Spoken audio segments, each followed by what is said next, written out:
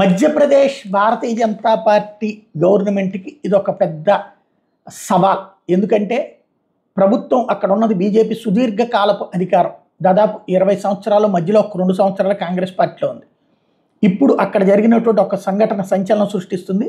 బహిరంగ ప్రదేశంలో ఓ మహిళ మీద కొందరు వ్యక్తులు కర్రలతో దారుణంగా దాడి చేస్తుండగా చుట్టూ ముగిన జనం సెల్ ఫోన్లతో వీడియోలు తీస్తూ చోద్యం చూసినటువంటి ఘటన వెలుగు చూసింది. గిరిజనులు అధికంగా ఉన్నటువంటి దార్ జిల్లా టాండా పోలీస్ స్టేషన్ల పరిధిలో గురువారం ఈ దాడి జరిగింది. ఆమె తనకిష్టమైన వ్యక్తితో ఇంటి నుంచి పారిపోవడమే దీనికి కారణమని పోలీసులు ప్రకటించారు. బాధిత మహిళను 4 వ్యక్తులు పట్టుకోగా మరో వ్యక్తి పొడవాటి కర్రతో ఇష్టానుసారం చావుబాదాడు. తన కాపాడాలని అక్కడ ఉన్న వాళ్ళని వేడుకుంటున్న ఒక్కడు కూడా ముందుకు రాలేదు. కేంద్ర మహిళా శిశు సంక్షేమ శాఖ మంత్రి సావిత్రి ఠాకూర్ సొంత నియోజకవర్గంలో ఈ దారుణం చోటు చేసుకుంది. దీని మీద వీడియో వైరల్ అయినటువంటి నేపథ్యంలో పోలీసులు ఘటనా స్థలానికి చేరుకుని విచారణ చేపట్టారు. బాధితురాలు ఫిర్యాదు మేరకు కేసు నమోదు చేసినట్టు దార్ ఎస్పీ ప్రకటించారు.